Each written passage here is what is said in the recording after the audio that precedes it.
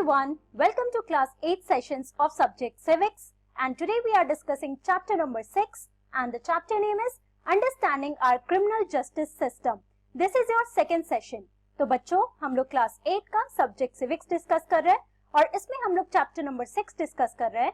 Chapter का नाम है understanding our criminal justice system और ये आपका सेकंड सेशन है. So let's start with it. तो बच्चों एक बार ब्रीफ रिकैप कर लेते कि हम लोग ने लास्ट क्लास में क्या क्या समझा था. After that we will continue with our session here. Okay, तो बच्चों if you remember in our last class we were talking about the story of Mrs Shinde, right? क्योंकि मैंने आपको बताया था कि जो हमारा ये चैप्टर है अबाउट क्रिमिनल जस्टिस सिस्टम, ये पूरा इस एग्जाम्पल के अराउंड ही रिवॉल्व करेगा, राइट? इसमें जितने भी कैरेक्टर्स के बारे में हम पढ़ने वाले हैं और क्या क्या प्रोसेस के थ्रू ये पूरा स्टोरी चल रहा है, तो इसमें कौन कौन से प्रोसीजर्स हो रहे हैं, कोर्ट का, fair trial, all these things, तो ये सारे हमारे टर्म्स हैं जो हम इस टॉपिक में डिस्कस करेंगे. ओके, तो बेसिकली लास्ट क्लास में हम लोगों ने क्या देखा था, that Mrs Shinde she was getting ready for a party और उसके बाद उन्होंने देखा that she is not finding her gold chain that she used to wear, right? और उसके बाद उन्होंने सस्पेक्ट किया that it would be her maid, जो सर्वेंट उनके घर में रहती है, Shanti, she would have taken और she would have stolen the gold chain, right? उसके बाद मिस्टर शिंदे वो क्या करते हैं, शांति का वो ट्रंक सर्च करते हैं, उसमें से उनको 10,000 रुपए मिलते हैं. उसके बाद वो पुलिस स्टेशन जाते हैं क्योंकि उनके घर में चोरी हो गई थी. Therefore he went to the police station जहां पे उनको लगता है कि शांति ने उनका गोल्ड चेन चुराया होगा. सो वो पुलिस को एफआईआर लिखते हैं पुलिस स्टेशन में जाकर, राइट? उसके बाद वो पुलिस के साथ वापस आते हैं और शांति को अरेस्ट किया जाता है ऑन द बेसिस की 10,000 रुपए जो एज एन एविडेंस मिला है, राइट? वो 10,000 रुपए को एविडेंस के तौर पे पुलिस अपने पास रख लेती है ना? फिर हम देखते हैं जो सुशील है, who is Shanti's brother, he comes when he get this news that her sister has been arrested. उसके बाद वो पुलिस को प्लीड करता है कि उसके सिस्टर को रिलीज किया जाए. But what does mister Raut, who is the sub inspector, what does it say? So he says that you have to get a bail order in order to release her, right? तो उसके बाद what does सुशील से कि उनके पास तो पैसे ही नहीं है, जो भी उनकी सेविंग्स थी वो तो पुलिस के पास है एज एन एविडेंस, जो उनके पास वो एनवेलप में रखे हुए हैं, राइट? सो देयरफॉर अब हम लोग इस स्टोरी को कंटिन्यू करते हैं, देखते हैं कि उनको लॉयर कैसे मिलता है, क्योंकि हमने देखा कि इनके पास पैसे है नहीं, they can't afford a lawyer, और लॉयर के लिए उनको ऑब्वियसली उनके पास अच्छे पैसे होने चाहिए so that they can pay that lawyer for fighting that case या फिर जो भी बेल ऑर्डर के लिए, है ना? और ये भी हमने देखा कि शांति को 1 महीने बाद बेल तो मिल गया था but she was still in jail and therefore she has to go through this process of trial. Okay, अब इस क्लास में मैं आपको शॉर्ट में समझाने वाली हूँ कि पूरे कोर्ट सीन में क्या हुआ था, but I would again suggest कि आप ये पूरा स्टोरी जो एनसीईआरटी बुक में दिया हुआ है please go through it. I won't be able to explain it line by line, इसलिए आप पूरा स्टोरी समझना कि क्या हो रहा है कोर्ट के अंदर और कैसे फाइनली देखा जाता है that Shanti is not guilty, बल्कि कोई और था जिसने गोल्ड चेन चुराया था. ओके, तो जैसे मैंने आपको बताया कि वो लोग लॉयर तो अफोर्ड नहीं कर पा रहे थे. So what our constitution says कि अगर मान लो कोई गरीब इंसान है, if any poor person who is not able to get a lawyer, तो state is there to provide a lawyer for them. Okay? So let us see ये कौन से आर्टिकल में हमारे कॉन्स्टिट्यूशन के, क्योंकि कॉन्स्टिट्यूशन के बारे में भी आपको पता है. In fact you are aware of some of the important articles जो फंडामेंटल राइट्स भी है, तो आपको बेसिकली पता है कि हमारे कॉन्स्टिट्यूशन में कुछ प्रोविजंस है according to which the law is decided in our country. Okay, so therefore according to article 22 of the constitution, तो बच्चों हमारा आर्टिकल 22 जो कॉन्स्टिट्यूशन में, let us see what does this article says. Okay, so every person has a fundamental right to be defended by a lawyer. Okay, तो हमारा जो article 22 है बच्चों, बेसिकली इट सेज कि each and every person in our country has that fundamental right. Fundamental rights के बारे में आपको पता है, the basic rights that has been provided to us by our constitution, right? तो उस फंडामेंटल राइट्स के हिसाब से each and every person has can be defended by a lawyer. Okay, Article 39A of the Constitution places a duty upon the state to provide a lawyer to any citizen who is unable to engage one due to poverty or other disability.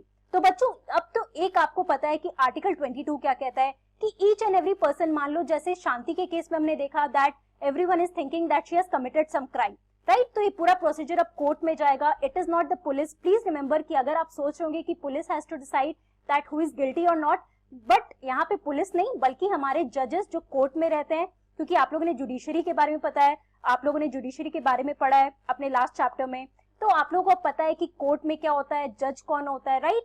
सो जो court में जज बैठेगा, so that जज is going to decide that if Shanti is guilty और not, right? So therefore हमारा जो article 39A है Therefore again please remember these all articles that I am talking about कि आर्टिकल 22 में क्या है, आर्टिकल 39A में क्या है. तो हमारा जो आर्टिकल 39A है बच्चों, उसमें क्या लिखा हुआ है, that it is the duty of the state, ये गवर्नमेंट की ड्यूटी है. जो भी स्टेट, पर्टिकुलर स्टेट में, मान लो शांति पर्टिकुलर मुंबई में है, तो वहां की जो गवर्नमेंट होगी, that government has to provide a lawyer to Shanti because she is not able to afford one, right.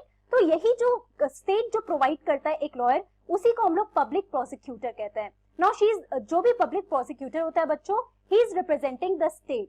Okay, so therefore हम लोग पब्लिक प्रोसिक्यूटर के बारे के रोल के बारे में भी हम लोग पढ़ने वाले हैं, क्योंकि यहाँ पे आपको एक नया टर्म मिला है. इसके पहले पुलिस के बारे में आपने सुना, फेयर ट्रायल के बारे में आपने पढ़ा, एविडेंस क्या होता है, FIR के बारे में आपने सुना. तो एक एक करके हम लोग ये सारे टर्म्स डिस्कस करेंगे.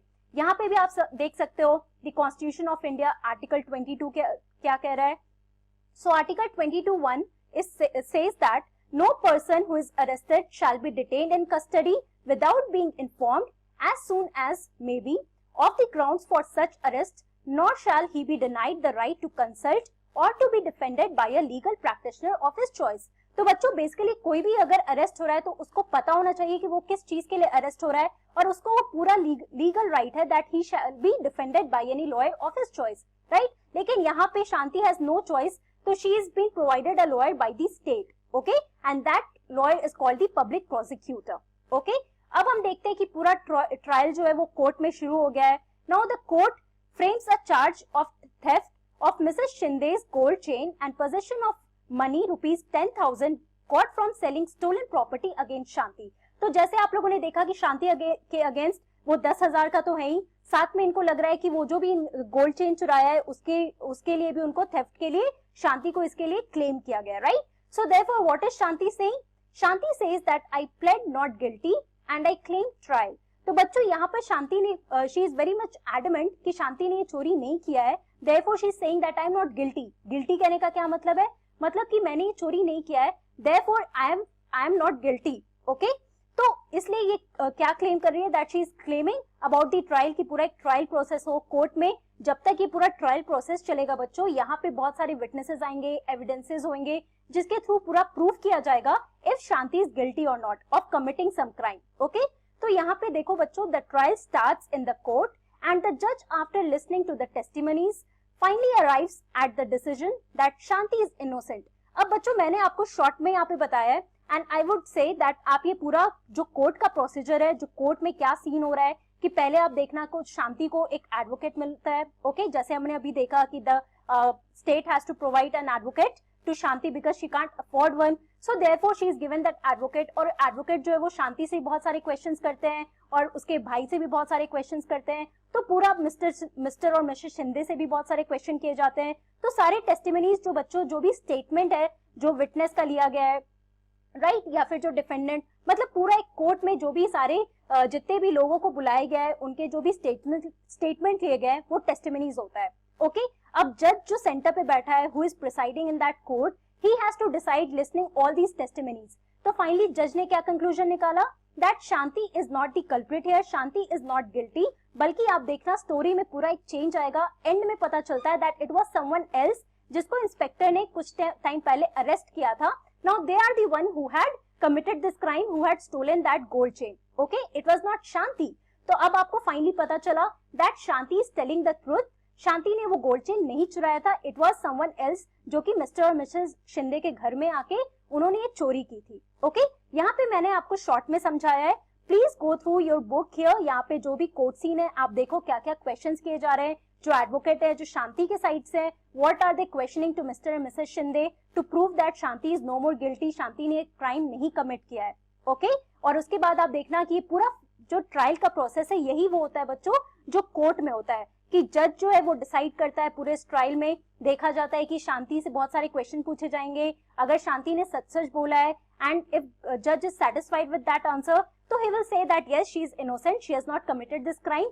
एविडेंस भी दिखाया जाएगा to prove that she is not guilty. Okay, तो ये सारी चीजें आप देखना ये क्या इस ट्रायल में होता है.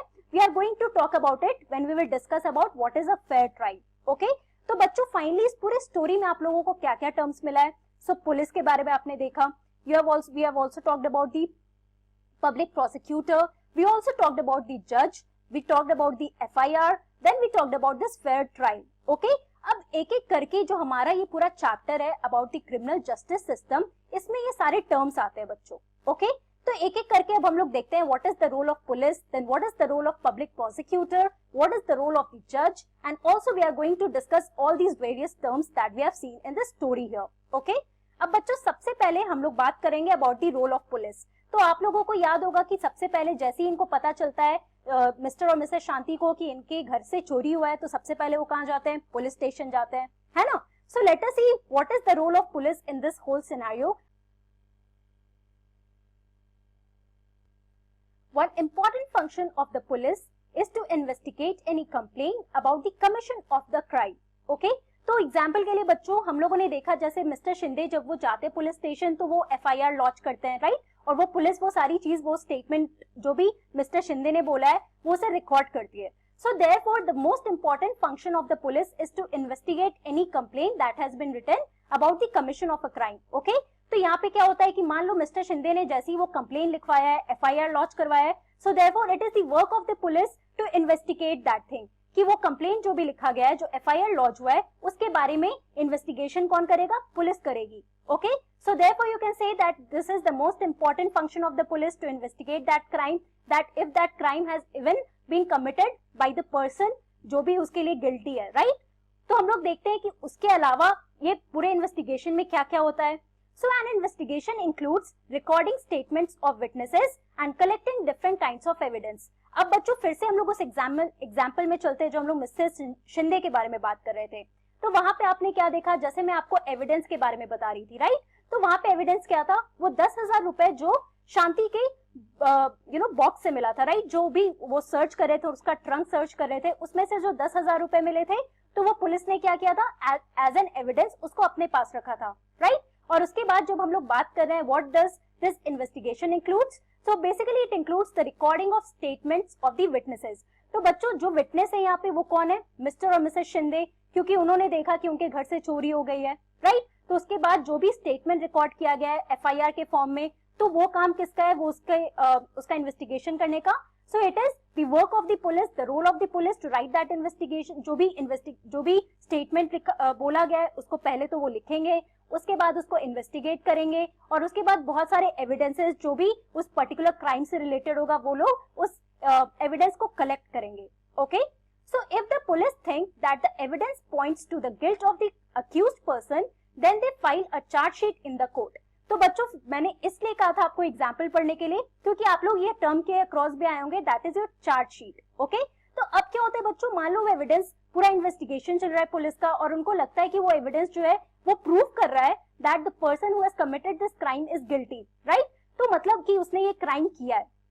सो देयरफॉर अगर वो सारे evidence is pointing towards that accused person, तो वो क्या करेंगे? एक चार्जशीट फाइल किया जाता है जो कि फाइनली कोर्ट में सबमिट किया जाता है that this person is guilty of doing this crime, और उसके बाद ये पूरा ट्रायल प्रोसेस शुरू होता है, राइट. तो ये हमने शांति के केस में भी देखा था कि उसे बेल तो मिल गया था, but she was not able to give the surety of 20,000 rupees, right. Therefore इसके लिए पूरा एक चार्जशीट फाइल हुआ था, क्योंकि कोर्ट में अब एक ट्रायल प्रोसेस चलने वाला था जिसमें जज हैड टू डिसाइड कि क्या शांति गिल्टी है या नहीं गिल्टी है ना. तो therefore what is again the next work, कि जब पुलिस को लगता है कि कोई गिल्टी है of committing some particular crime, तो उसके लिए वो चार्जशीट फाइल करते हैं जिसको वो कोर्ट में देते हैं. Okay, also police investigations always have to be conducted in accordance with the law and with full respect of human rights. तो बच्चों ऐसा नहीं है कि पुलिस अपने हिसाब से वो सारी चीजें करती है, it is according to the law. Okay, जो भी हमारे कॉन्स्टिट्यूशन में पूरा आर्टिकल में जो भी प्रेस्क्राइब है, जैसे अभी हम लोगों ने एग्जाम्पल में देखा आर्टिकल 22 के बारे में, right, that the constitution provides the fundamental right जिसके according a person has the right to defend himself. Likewise police लोगों के लिए भी एक प्रॉपर लॉ बना हुआ है according to which they have to carry on the investigation, right. वो अपने हिसाब से कोई इन्वेस्टिगेशन नहीं कर सकते, लॉ के हिसाब से उनको सारा इन्वेस्टिगेशन करना होगा. And also they have to give full respect for human rights. Okay, जो भी हमारे फंडामेंटल राइट्स हैं उसके अकॉर्डिंगली उनको वर्क करना होगा. They have to give this full respect to the human rights here.